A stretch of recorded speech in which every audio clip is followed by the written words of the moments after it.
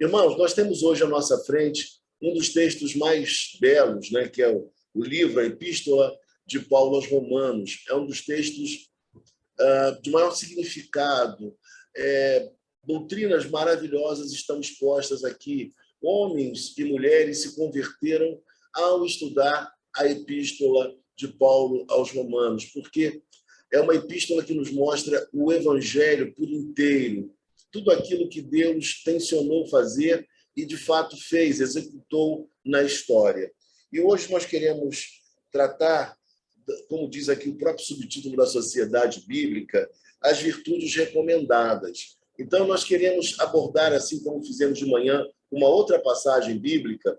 Nós queremos agora analisar como deve ser a vida comunitária de uma igreja, de uma comunidade, como deve ser também a vida pessoal de cada um dos cristãos. E a primeira coisa que o versículo de número 9 nos diz é que o amor seja sem hipocrisia. E aí é interessante ressaltar que Jesus, quando estava por partir para o seu martírio, ele deixou uma instrução aos seus discípulos. E qual foi a instrução que ele deixou? A instrução foi que seus discípulos se amassem mutuamente. Então, o amor é aquilo que autentica o ser cristão.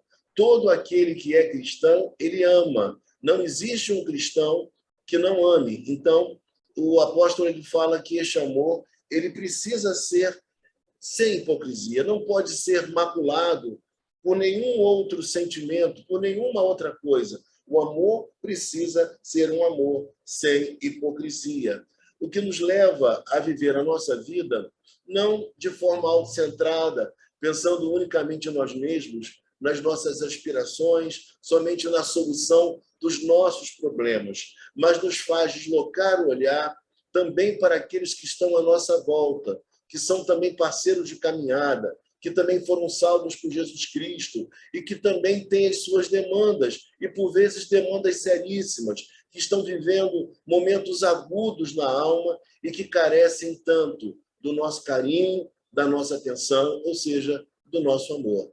Porque o amor bíblico nunca foi e nunca será meramente um sentimento. O amor bíblico ele é um amor prático. Ele não pode ser teórico, porque, na verdade, não existe amor teórico. Todo amor, ele é, na verdade, algo que você pode palpar, apalpar, você pode visualizar, você pode vislumbrar, porque o amor, ele é concreto. O amor se desenvolve no dia a dia das nossas relações. Portanto, o crente, ele ama, e ele ama de forma efetiva.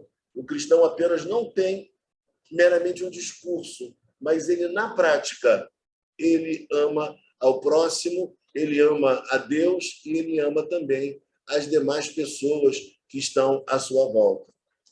E aí, o texto vai dizer também, detestai o mal. Se existe algo que a Bíblia nos orienta e nos permite, nos conclama, inclusive, a detestar, a ter ojeriza, a ter total aversão, é o mal. O mal não é algo que deve encontrar guarida na vida cristã. O cristão ele deve realmente rejeitar por completo o mal. Ele não pode lidar com o mal de maneira a flertar com ele.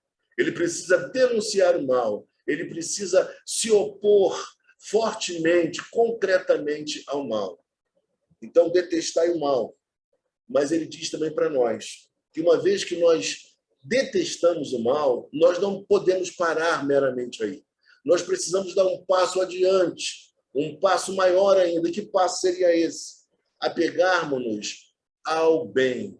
Então, por isso o texto diz, apegando-vos ao bem. E a ideia aqui, na língua grega, é uma ideia de cola.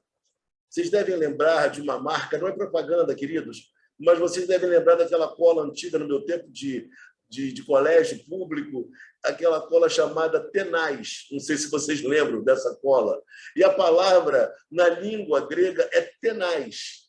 É algo que cola de verdade. Então, o cristão ele precisa se apegar ao bem. Ele precisa estar colado ao bem. Ele precisa, de fato, querer estar intimamente ligado ao bem Porque o cristão é do bem.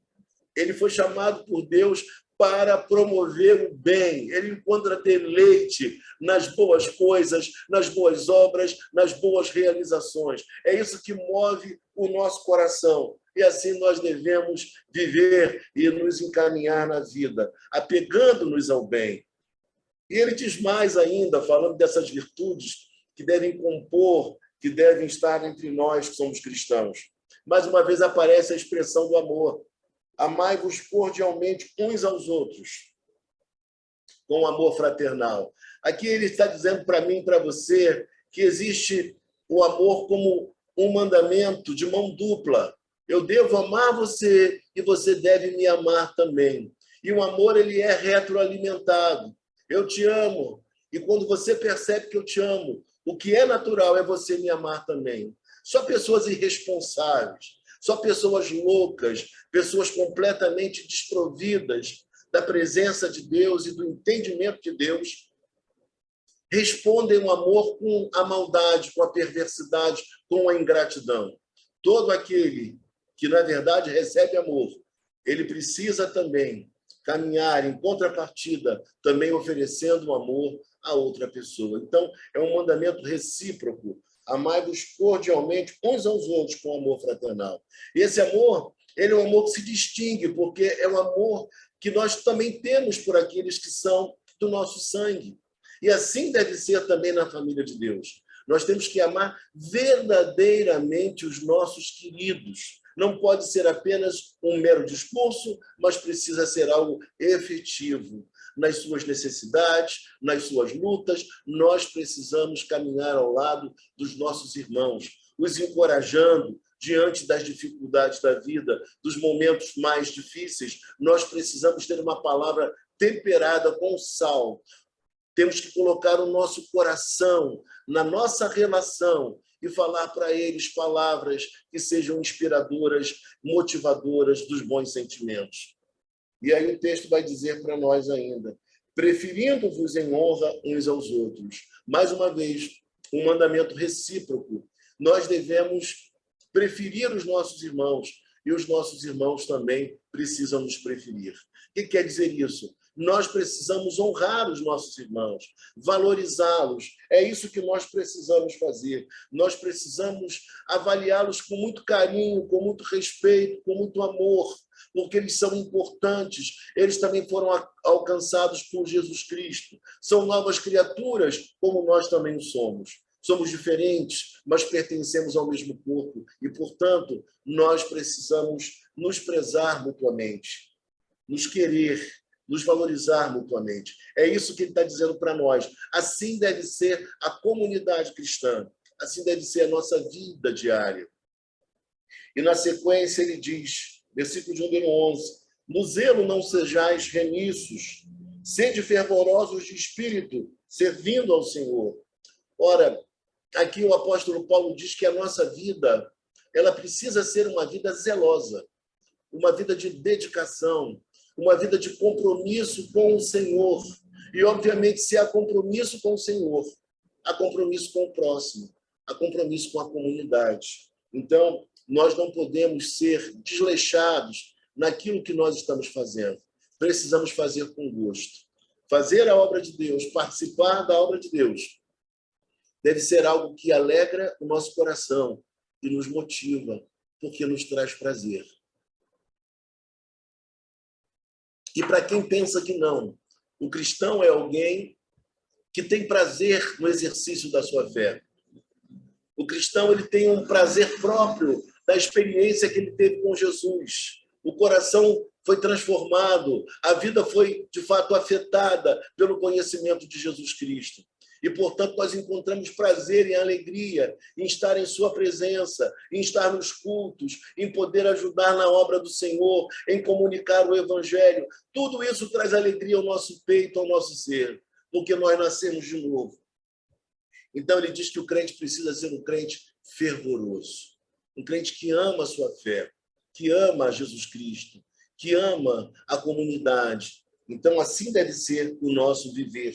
E uma das provas desse fervor de espírito está justamente no fato de nós servirmos uns aos outros. Não existe fervor apenas de gritaria, de rodopios e coisas que o valem. Pode até haver algum êxtase, porque por vezes o cristão se alegra tanto na presença de Deus que ele é capaz de fato de expressar com palavras, com gemidos, com sentimentos, às vezes de dentro da alma, uma emoção que pode até mesmo causar estranheza a alguns. Mas é próprio do avivamento e de momentos nos quais o Espírito Santo ele toca em nós e ele vem com poder e graça sobre a nossa vida. Mas se existe esse poder tão propalado, tão divulgado, isso obviamente vai desembocar inevitavelmente num serviço mútuo ao Senhor. E obviamente servindo ao Senhor, nós também serviremos uns aos outros. Haverá paixão e alegria no exercício da nossa fé.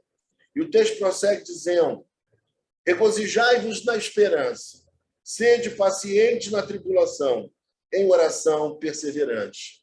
A primeira coisa que eu destacaria aqui é que há, nessa relação que temos com Deus, alegria, regozijo, prazer, felicidade. Por isso eu costumo dizer que, apesar das lutas que todos nós enfrentamos, ainda assim o cristão ele é alegre, ainda assim o cristão tem esperança, o cristão caminha para a vida com motivação. Por quê? Porque ele tem esperança em seu Redentor.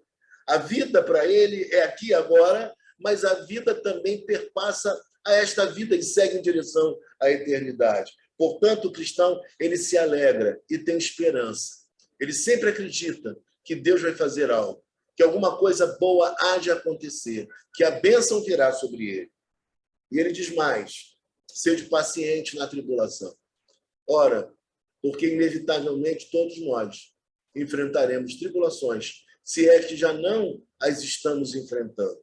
Então, nós precisamos lidar com esses momentos que fazem parte da vida com muita paciência.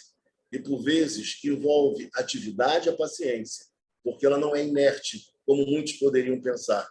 Porque todo aquele que é esperançoso, ele trabalha. E todo aquele que é paciente também, ele age porque acredita.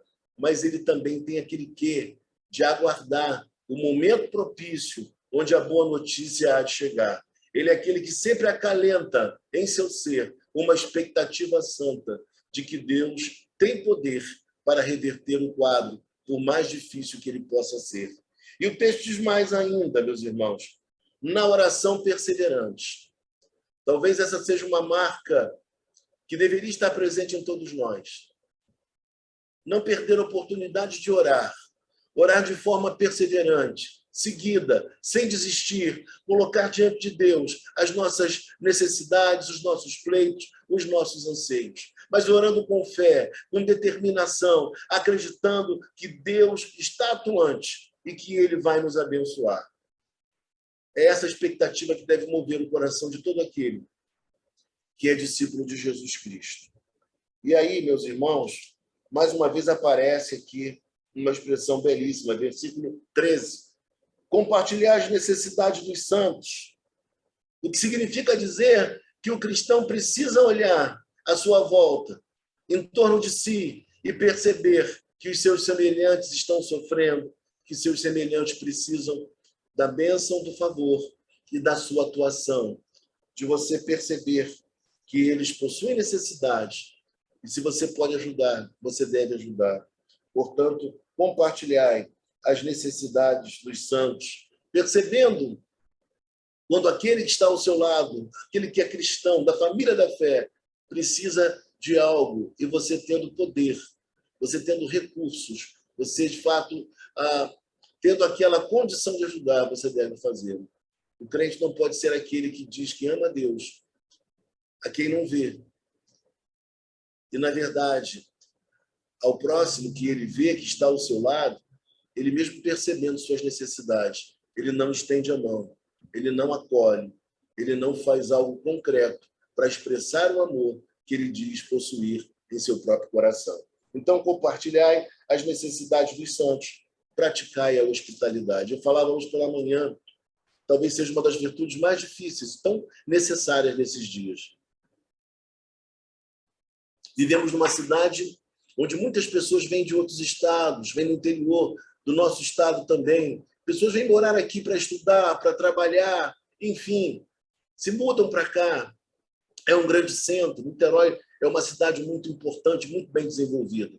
E nós, como Igreja do Senhor, nós precisamos estar preparados para acolher todos aqueles que se achegam a nós, com muito amor, com muito carinho, com generosidade, acolhendo as pessoas que batem à nossa porta, que elas tenham um sentimento de que encontraram uma família na cidade na qual elas agora estão inseridas. É isso que precisa acontecer. Eu lembro do livro da irmã Mimi, onde ela escreve como foi importante a comunidade Betel, a Igreja Betel, para ela. Porque entre nós ela encontrou uma família, ela encontrou amizade, ela encontrou amor. Portanto, meus irmãos, a hospitalidade. Versículo 14, abençoai os que vos perseguem. Abençoai e não amaldiçoeis. Ele está nos ensinando aqui no versículo de número 14 a não pagar o mal com o mal. Então, é até mesmo abençoar aqueles que fizeram mal a nós. Se eles estiverem passando por algum problema, alguma dificuldade, e nós tivermos condição de ajudá-los, nós precisaremos fazer isso. É assim que o crente deve agir. O crente deve abençoar e não amaldiçoar. O crente não pode se alegrar com a derrota daqueles que são nossos amigos, inimigos declarados. O crente não pode se alegrar com o insucesso, com a tristeza daquelas pessoas que às vezes são tão perversas e tão ruins para conosco, para com a própria igreja. A nossa oração precisa ser que eles caiam em si, que eles se arrependam, que eles mudem de vida, que eles tenham um encontro real com Jesus Cristo. Este deve ser o nosso maior afã, o nosso maior anelo. Orar por eles, abençoá-los, no sentido de ter uma expectativa santa que eles mudem. E no versículo de número 15, meus irmãos, vem um dos versículos que eu mais aprecio e que resume, na verdade, como deve ser uma comunidade marcada pelo amor de Jesus Cristo. O texto diz, alegrai-vos com os que se alegram e chorai com os que choram. Irmãos, somente quem nasceu de novo é capaz de nutrir no seu coração alegria quando o sucesso não é seu, mas o sucesso é do seu irmão. Quando a vitória não é necessariamente sua, mas a vitória é de uma pessoa querida que faz parte da sua comunhão, da sua irmandade, da sua fraternidade cristã. Então, alegrai-vos com os que se alegram. Ainda não chegou a minha vez, ainda não recebi a minha vitória nem a minha bênção, mas contudo, eu me alegro, eu agradeço a Deus pela bênção que o Senhor concedeu ao meu irmão e à minha irmã. Então, eu preciso nutrir no meu coração uma grande alegria, uma grande felicidade por conta da vitória conquistada por um amigo, por uma amiga, por um irmão e por uma irmã. Eu diria para você ainda que o fato de nós sermos uma comunidade da fé faz com que os nossos momentos de alegria eles sejam ainda mais retumbantes. Quando nós conhecemos a história do outro e sabemos as lutas, as superações, os percalços vencidos, nós, de fato, quando participamos de suas alegrias, nós sabemos realmente do que se trata. Nós conhecemos o enredo, nós conhecemos a história, até chegar àquele momento de tamanha felicidade, de tamanho contentamento. E nós, como cristãos, nós precisamos nos alegrar com a felicidade do outro. Por isso, partir o bolo, tomar um refrigerante com um irmão amado no dia do seu aniversário ou em alguma outra celebração, isso se reveste de um significado tão importante, porque nós conhecemos bastante da sua história. Nós somos uma comunidade, nós não somos pessoas que se encontram ocasionalmente para festejar alguma coisa e depois nos distanciarmos. Nós temos uma vida constante, nós temos amizade, nós temos laços profundos em Cristo Jesus. E por isso a nossa alegria é imensa quando o telefone toca, quando o WhatsApp dá aquele sinal e vem uma notícia: pastor, fui ricamente abençoado no dia de hoje.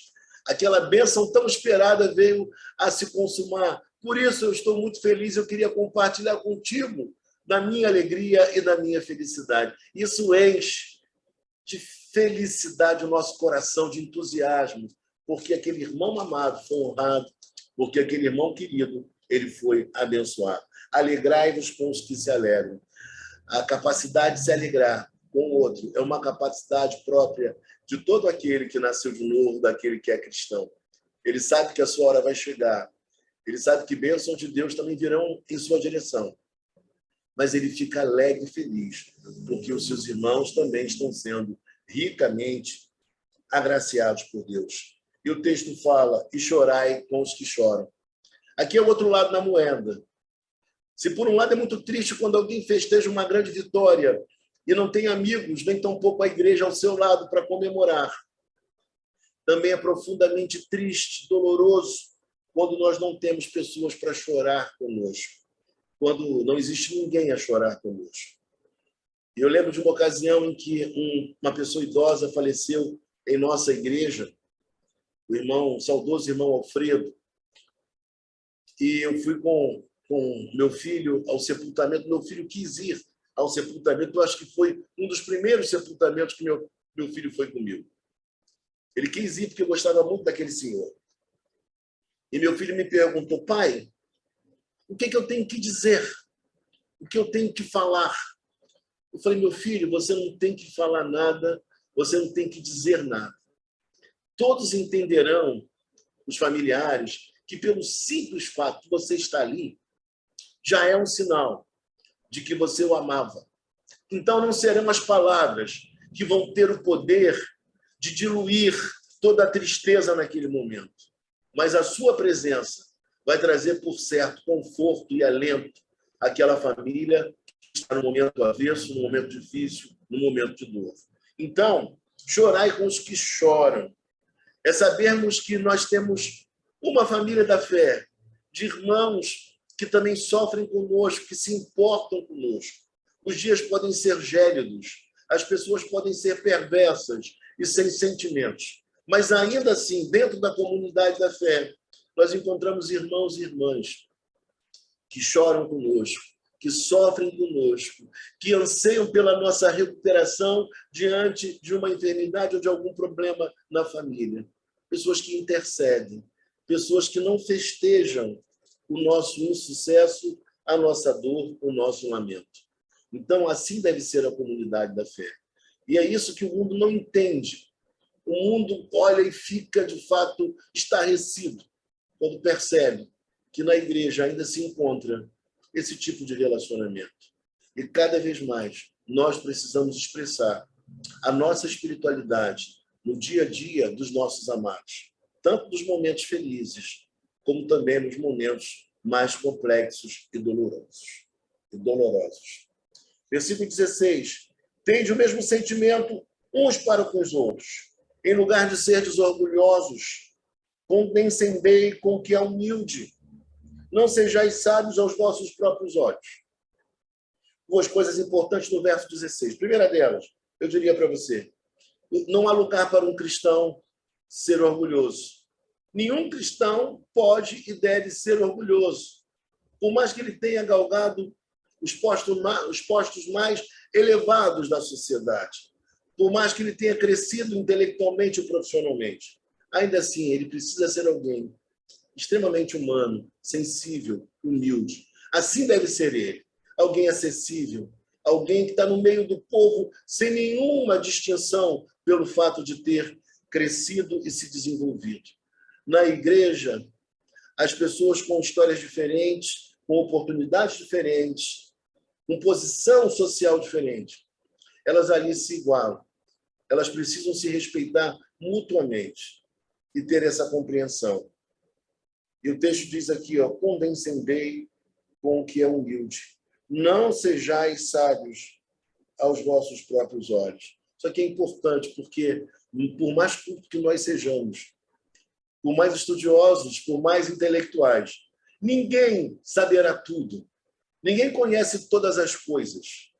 E, por vezes, nós aprendemos lições tão profundas, tão significativas, com aqueles irmãos que, por vezes, não tiveram a oportunidade de estudar, ou talvez ocupem cargos muito singelos no extrato social, mas são pessoas que detêm também conhecimento, são pessoas também que têm o seu valor, e nós precisamos considerá-las com todo carinho e com todo respeito. Toda soberba deve cair por terra, toda altivez de espírito, porque o cristão, ele é alguém ensinável. O cristão está sempre pronto a aprender, e por isso ele considera o outro, ele valoriza o outro.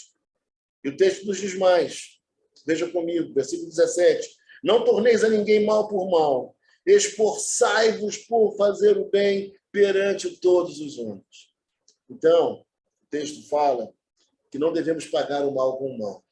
Eu digo para você que as grandes batalhas que nós já enfrentamos, inclusive no ministério, nós enfrentamos porque nunca pagamos o mal com o mal. Nunca retalhamos, nunca tripudiamos em relação às pessoas que nem sempre foram tão leais e tão amigas. Sempre oramos por elas, e assim deve ser. Sempre torcemos pela alegria e pelo sucesso e pela felicidade de cada uma delas. E deve ser assim o nosso viver, o nosso comportamento, por mais desafiador que isso seja. E o texto expressa o nosso empenho e o grande desafio que é, porque o texto fala que existe um esforço. Esforçai-vos por fazer o bem perante todos os homens. Fazer o bem envolve empenho, envolve doação, e por vezes envolve nós nos envolver, desculpa a expressão, a redundância, mas por vezes faz parte desse esforço nós nos envolvermos em questões difíceis e complicadas, e emblemáticas. Corremos até algum risco quando nós estamos nos esforçando para fazer o bem ao próximo. E, por vezes, nem sempre o outro reconhece o que nós fizemos. Mas o importante é que o nosso Deus está percebendo, está vendo o nosso empenho e a sinceridade do nosso coração. Portanto, não torneis a ninguém mal por mal, esforçai-vos por fazer o bem perante todos os homens. Não apenas alguns homens, mas todos os homens. E no que depender de vós, como diz a Bíblia, no que depender de vós, tendes paz com todos os homens. Tendes paz com todos os homens. Esse deve ser o nosso afã, deve ser o nosso maior desejo. Então, esforçai-vos por fazer o bem perante todos os homens. Eu me lembro também da passagem bíblica que diz que os homens, vendo as nossas boas obras, que eles glorifiquem ao nosso Deus, ao nosso Pai Celestial. Que coisa maravilhosa! Quando as pessoas olham para nós e veem que o que nós fizemos, a nossa dedicação, o nosso esforço, não é para a nossa própria glória, mas é para a glória do nome de Jesus Cristo. E quando elas percebem isso, elas se voltam para o Evangelho, muitas vezes. Elas procuram entender melhor como a comunidade cristã é como é. E, na sequência, o versículo nos diz aquilo que eu já antecipei. Se possível, quanto depender de vós, tendes paz com todos os homens. Mais uma vez, se possível, quando depender de vós, tende paz com todos os homens. E por que, se possível, irmãos? Porque nem sempre é possível. Porque nem sempre o outro deseja a paz. Porque nem sempre o outro deseja construir a paz conosco. Mas, se possível, no que depender de vós, tendes paz, ou tende paz com todos os homens.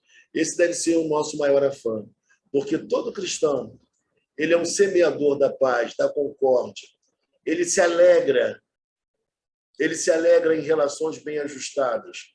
Ele não quer guerra, ele não quer conflito, ele não quer desentendimento, ele quer compreensão, ele quer paz. Nós ansiamos por um mundo de paz. Nós reconhecemos que o mundo no qual estamos inseridos, ele nunca será perfeito, a não ser quando o Senhor retornar e inaugurar um novo céu, uma nova terra. Mas enquanto isso não ocorrer, nós nos esforçaremos, nós faremos todo o possível para viver em paz, porque nós somos da paz. E aí o texto diz para nós assim: Não vingueis a vós mesmos, amados, mas dai lugar à ira, porque está escrito: a mim pertence a vingança. Eu é que retribuirei, diz o Senhor. Essa parte não é conosco, não é comigo nem contigo. O Senhor um dia retornará e ele acertará a conta com as pessoas. Mas no que depender de vós, vivamos em paz, semeemos o bem, pratiquemos a palavra de Deus. E por fim, pelo contrário, se o teu amigo tiver fome, dá-lhe de comer. Se tiver sede, dá-lhe de beber. Porque fazendo isto, amontoarás brasas vivas sobre a cabeça, sobre a sua cabeça. Não te deixes vencer do mal, mas vence o mal com o bem. E aqui está uma realidade expressa que muita gente não consegue entender. Como amar aos nossos inimigos? Como amar aqueles que nos fazem mal? Como amar aqueles que gratuitamente nos sabotam? Como amar aqueles que decidiram não gostar de nós? Eu diria para você, quando Jesus ele propõe que amemos não somente uns aos outros, mas que também amemos os nossos inimigos, ele não está pedindo para a gente aplaudir aquele que é nosso inimigo, para dizer que ele é bonzinho, porque ele não é bonzinho, e nem tampouco temos que aplaudir o mal. Mas o que nós temos que fazer é amar.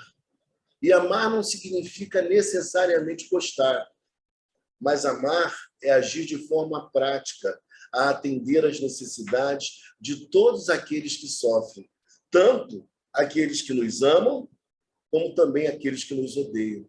Por isso, no mandamento de Jesus, se torna perfeitamente possível amar a quem não gosta da gente. E como nós amamos a quem não gosta da gente? Nós amamos retribuindo o mal com o bem.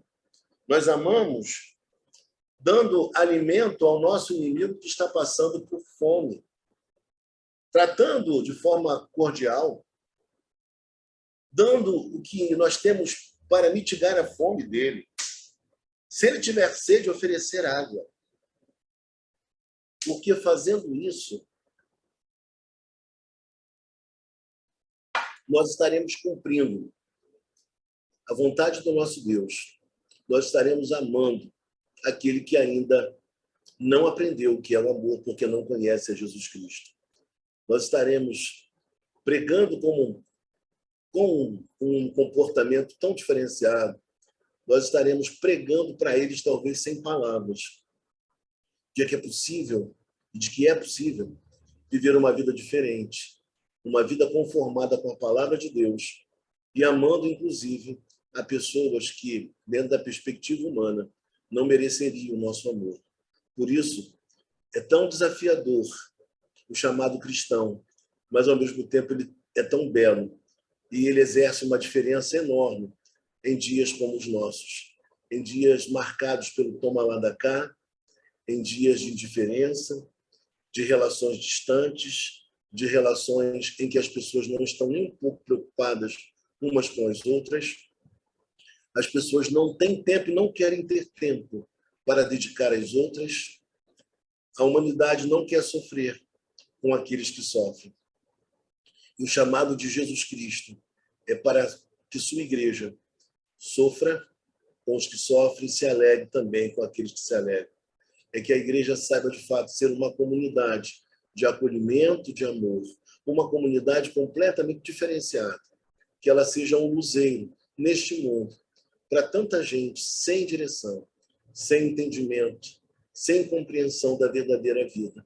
Por isso, é tão maravilhoso esse convite recebido por nós para viver a vida da mesma forma que Jesus Cristo viveu. Este é o nosso grande desafio.